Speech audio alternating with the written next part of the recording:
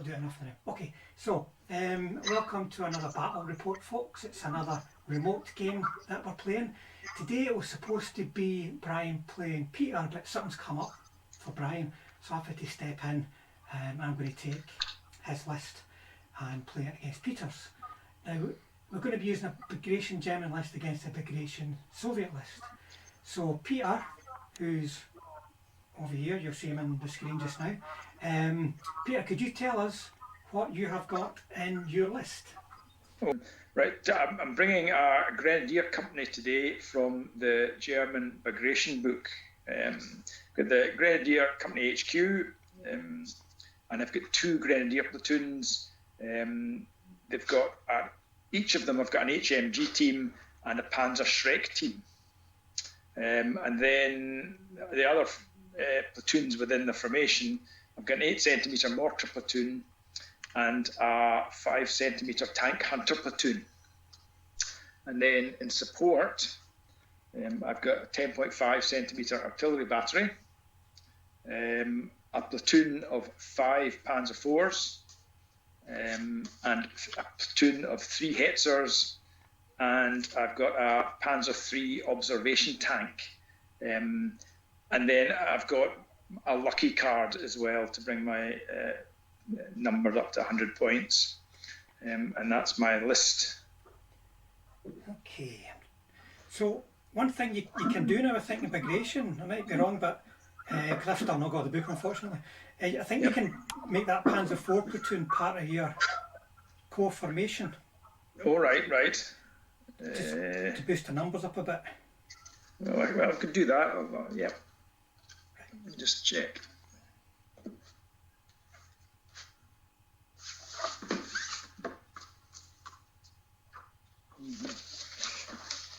Is that one of the special rules for Bagration? It's one of the things that they've done in Bagration to make it different from like T-Day.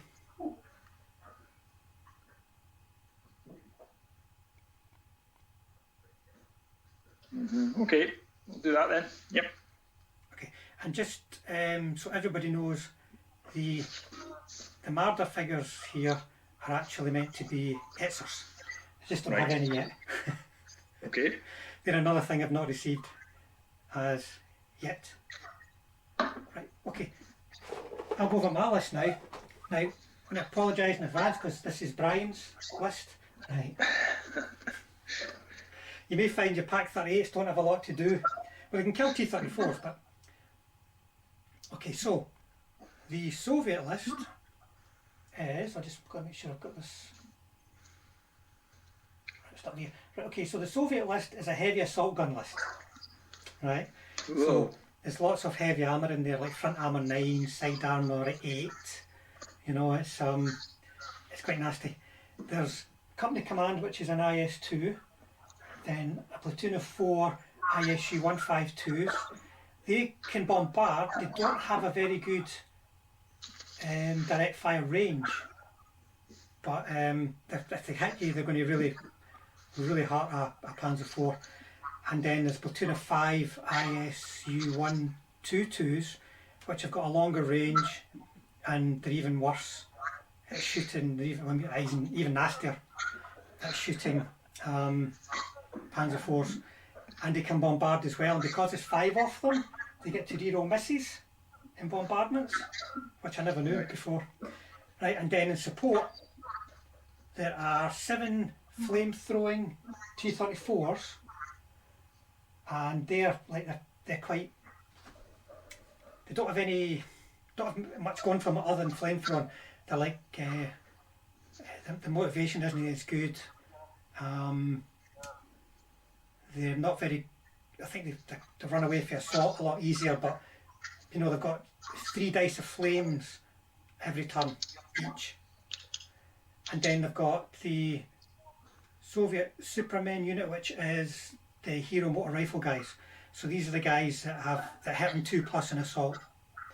They're fearless if the commissar's alive, and as I discovered in my last game, the rate of fire moving unpinned is the same as stationary. Right. So rate of fire 2, which is quite good. And they've got a base of 10 plus the commissar. a unit of 10 plus reconnaissance. So the call formation is quite wee. It's only 3 units, but they're quite tough.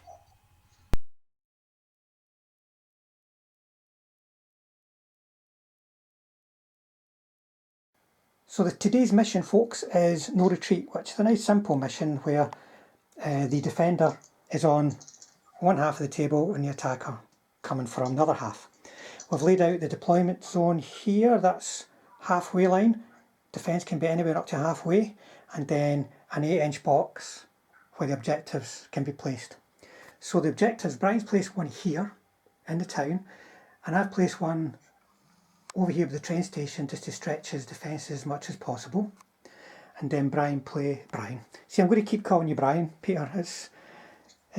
I managed to get away with it before, but in this game, you see, Peter has placed one minefield here to block that road, and that there's not enough of a gap to get a vehicle through that building, so any vehicles will really have to deal with that minefield. And then he's got 3 minefields over on the other side. There's a small gap between the last one and the edge of the wood, but it's a very, very small gap. And then Peter has got his 10.5 ranged in there, mortars ranged in there, and then deployed as follows. These buildings here, in a wee sort of horseshoe shape around the objective, with a platoon commander in the building with a red roof, they're all within command distance and covering that objective. The other objective, because I've put my 2 pre-ranged ins beside the objective, Peter's deployed in advance in the wood, and then he's got his company command behind there to give them some support, and then his observer is over in the wood at the back with the mortars just beside him. So infantry, and then in ambush the Pak 38s, which will be tricky to use in this game, though they can kill T-34s, and in reserve 3 Hetzers and 5 Panzer IVs. And then I've deployed as such. That's my infantry, my hero, motor hero rifle guys, Soviet Supermen, and then T-34 flame tanks, 152s plus company command, and then 122s. I'm thinking I need to potentially try and do some bombarding with them before moving them up. So this game's going to be really tricky for Peter. We'll be talking about it before we start and try to figure out what's the best options for him. He's got smoke, he's got some really good quality infantry. I don't have a lot of stuff, not a hell of a heavy rate of fire as well. So it could end up coming down to just a few turns of close combat, but we'll see what happens. So I'm going to clear all the stuff off the table, all the markers, and then we'll come back for Soviet turn 1. Soviet turn 1, the T-34 stayed still, the infantry moved up with a follow me, as did the 152s and the company command, and the 122s stay still to try and take advantage of the re-roll misses with their 5-gun battery. They attempted to range in here and failed. Needed a 5, and best I think they got was a 4. So that's it. Not a lot happening for me this turn, just moving up. So we'll go over to Peter for his turn 1. So Peter's turn 1 decided not to pop his ambush because he really needs to get around the side of my heavies or catch my flame tanks. But he did get his reserves, and he's placed them at the back of the town there, ready to move up to deal with any infantry that come up or up close and personal to any assault guns. And then in shooting, his mortars were able from their ranged in position to catch a couple of these guys, and they killed one. And then with the company commander who had the best line of sight, he rearranged in his 10.5s and got 4 hits and 1 kill on those guys. The good thing is, I'll say, I'm moving forward. If I unpin, I'm moving forward and rolling and getting out of there, otherwise I'll start to take some casualties. So first blood to the Germans. Soviet turn 2. So the infantry didn't unpin, and to be honest I didn't really fancy just leaving them under the template, so I just pulled them back and then moved the T-34s up, which means they're likely to get ambushed now, which is what I wanted to avoid. The 152s and 122s just stayed still, try and do some shooting, and the 152s failed to range in. The company commander shot at the wood and missed, but the 122s did range in, managed to kill a heavy machine gun in there, and there's an infantry base and Shrek, which will probably just now leave that building. So I'm not doing very much, and I think these guys might feel a bit of pain next turn. So over to Peter for his turn 2. So Peter's turn 2, he popped his ambush, Pak 38s. That's their moment. They probably won't get another. No other reserves, so in terms of movement, he's dashed and followed me to get the Panzer IVs into the town in a big nice solid lump. Everything else stayed still. The mortars were out of range of anything that they could hurt, so he's just kept them ranged in where they are in case my infantry move forward again, and then using the observer in the wood in the far corner there ranged in over here, managed to get another base infantry. Then the Pak 38s fired, got 4 hits. 2 on this guy, they failed both. 1 on that guy failed, but Peter failed a firepower and he managed to get a save. He rolled a 5. So there is at least something I can now shoot back at, but we'll see if I can actually make any forward progress. So far Peter has got so much on the objectives that it's hard to imagine how I can actually kick him off, but we'll see. It's turn 3 next. Turn 6, remember, is the critical one for me being within 8 inches off an objective. Maybe even for me being within 8 inches off a German. German turn 3. The infantry didn't unpin, which is very bad. The tank remounted. So as far as movement goes, well, I don't want to leave my infantry in one spot because they will get worn down in the absolutely blink of an eye, so I'm at least forcing Peter to re-range in. So they've moved over here, command and commissar in the building. Then cross checks, and I had to do quite a few cross checks, but the ones were coming up all over the place. 3 got stuck, which left 3 to move up to deal with the Pak 38s. Everything else stays still. They guys actually managed to get 2 hits with might have been more than that. They got enough hits anyway with the flamers, which was quite surprised because they needed 6s because they're slow firing. Managed to kill 2, and then these guys got 3 hits on the survivor, which you couldn't take.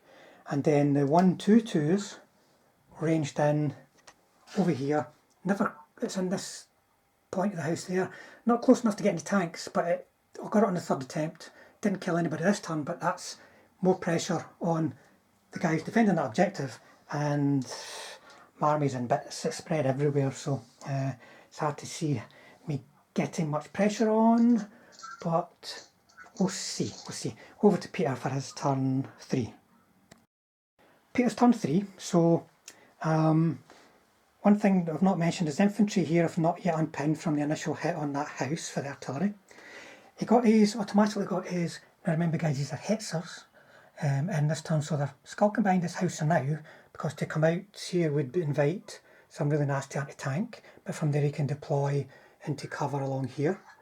The tanks are staying put. One infantryman moved from here to here, 2 however stayed there under the template. And then in terms of shooting, it was really just artillery. Everything else was staying put, and he ranged in again, first time, 4 saves, 2 died this time though, so it's pretty much, they've had it. They can't go forward, unfortunately. I'd be happy enough taking casualties if I was going forward, but they're down to 6 bases now out of 11, so they're pretty shot. So over to me for my turn 4. Soviet turn 4. So in that turn, the fearless infantry finally unpinned, and then came running over this way, thinking we've been here before. We could tell that because of all the dead infantry. And did a wee follow me. the T-34s managed to get together again, and two of these guys got stuck behind the hedges, the other two moved out. And then in terms of shooting, the ISU 122s on the hill managed to get two bases infantry in that grey house. The T-34 fired their guns and missed. It would have been a remarkable shot against the company command. And then these guys have been forgetting about their anti-aircraft MGs, like 50 cal, so a bucket load of dice, got 3 hits but no kills. There was a couple of failed saves but no kills on the guys in the wood, so I've got to get my skates on now because I'll be running out of time. So let's see what Peter can do to slow me down. Peter's turn 4, so the infantry unpinned, the Marder stay put. He's going for the jugular a bit here. He's brought these up with a blitz followed by a tactical to get shots on the T-34s. And then the 10.5s are having so much fun, they managed to range in on the aim again, but this time I managed 3 saves, I was okay. And then in shooting, he was a bit unlucky. He only got 1 hit, needing 4s, 3 shots, 1 hit. He could have got more in, but he felt his flanks would be too exposed and out of cover if I took a tactical move. So he got 1 hit, 1 kill. He's still holding on. I'm still nowhere near the objective, and I really need to move forward, so I can't just stop and shoot him. So over to my turn 5. So over at turn 5, so the infantry unpinned and charging forward ever so bravely. Then a bit of movement here.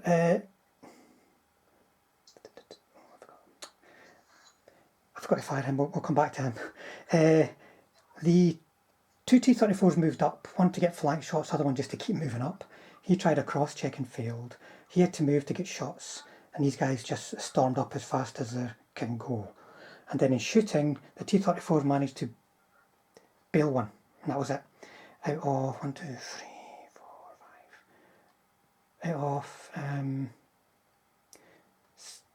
6 shots. One of them on the flank. The flank one managed to get a bail. That was it. But the 152s came in with their anti-tank 13 firepower, 1 direct fire and killed 2. Got 2 hits, 2 kills. So I need to get towards that objective now though. It's getting to the point of being critical. So over to Peter for his turn 5. So Peter turn 5, the Panzer IV that was bailed out backed off. The Marders have scooted around to here. And that was it for in terms of movement. And in terms of shooting, that just left the artillery. He's keeping the mortars, they're not fired. And he's using the company command to see down here and manage to range in at a point where he could see, resulting in another casualty on the infantry. So I've really got to do something next turn, and I've got to do it in large numbers or I am lost. But I'll see. I'll see what I can do. So over to me for critical turn 6. Critical Soviet turn 6. So basically I just had to try and bomb it up there to get within 8 inches of the objective. I've got a few tanks that are, but they're very, very exposed, the T-34s. The infantry incidentally are unpinned and moved up with Follow Me, so they're into the danger zone. Everything else moved up as much as cross-checks allowed. They got stuck, and in terms of shooting, there was a bit of flaming got done, managed to kill, only got a couple of hits, managed to kill platoon command that left the Shrek out of command. It subsequently died to anti-aircraft MG fire from these guys. There was more fire into them with anti-aircraft MGs, just the 1 hit, didn't do anything. So basically I killed 2 bases out of that infantry platoon, which is getting weaker. It's what's the loss? 1, 2, 3, 4, 5. It's lost 5, but I think it started with about 10. So it's still okay. It just depends what Peter can do to me next turn, and I don't think it's going to be pretty. So over to Peter for his turn 6. So Brian's turn 6. So what happened? Remember they were using these as hitzers. They failed their blitz, which is a bit tricky now because, as Peter's just discovered, they're also got what is it, slow firing, whatever that rule is. That means they're a penalty if they're shooting on the move. But he moved them around to fire up the street, kept aim to make sure of killing that. The infantry unpinned. Then in terms, these guys have stayed put because there's just far too many MG shots over here. The company command was able to get just past here, a range in there, and killed another base infantry with the 10.5s. The mortars have stayed silent. Then these guys missed because of the failed blitz and everything, and that guy being in cover. Those guys killed him. Absolutely smashed him to bits. He nearly made all his saves though. So T-34's actually managed to survive this turn, which is a bit of a miracle. And I'm still within 8 inches of the objective with live teams, which is a bit more of a miracle. So over to turn 7. Turn 7 and I'm still in the game. The main thing is I've got lots of stuff around the objective now. So in terms of motivation, they didn't motivate, but they dug in. And then I just keep moving up. I've got a couple of threats going on now. Those guys are quite safe at the moment to keep me in the game. In terms of shooting, the only thing that happened was I killed a Hetzer. They got good front armour, but he rolled a 1 against anti-tank 9. Otherwise, I didn't do anything. Just fired some heavy anti-aircraft guns. That was it. So, over to Peter for his turn 7. So folks, it's turn 7. It's about to be Peter's turn, but we've just decided it's been a hell of a long fight and nobody is in a position where they're just about to win, so we're going to call it a draw. We can see that we've both got vehicles around the objective. Peter's got infantry at the objective. We're not going to shift each other easily. I could bring my heavies round and kill what tanks Peter's got, but there's still the infantry in the houses, and my infantry spent 4 out of 7 turns pinned down, running around like headless chickens, trying to avoid artillery and getting worn down. So I never built up the momentum I needed to get in there. I decided to go this way instead of going the open way because of minefields. I'm just sick of trying to fight my way through minefields. Every time I do it, it is a disaster. So I thought I'm going to push down this side, and that would also make it much less likely that I was going to get outflanked, so I could keep my heavier armour to the front. But Peter managed to hold on against a really nasty list. Peter, how did that game go for you? I turned up with the maximum anti-tank rating I had was 11. I thought I was going to be up against it with your very heavy assault guns with front armour of 9. So it was the result was better than I was expecting. I was expecting to get rolled over. And I think I would have got rolled over if we'd kept going. Eventually you would have worn me down. So yes, it was a good game, and I think I was very lucky with my artillery on your infantry. I think that kept them at bay. Yeah, they weren't playing today hero ninja turtles, never mind hero motor rifles. They just weren't up for it. I think in another mission, your list might have struggled if you were maybe fighting lengthwise on the table or something. That might have been more difficult for you to keep out of line of sight of my big guns and things. But this was a good test. It goes to show that in the right terrain with the right mission, you can, as a defender, hold on against heavy stuff. Even if it's difficult to win, it's very difficult to beat veteran Germans in a good position. But there you go, Peter. Thanks very much for the game. Next time we'll get Brian to play. He couldn't make it today, unfortunately. Tomorrow we've got a couple of remote players. Hopefully we'll go fine. It'll be Lawrence and somebody, Tom, that you've not played. They're playing tomorrow. Yep. So we'll get another battle report up. It'll be Eastern Front Bagration again. Very different lists. We're going to keep the same table because I've only got so much time.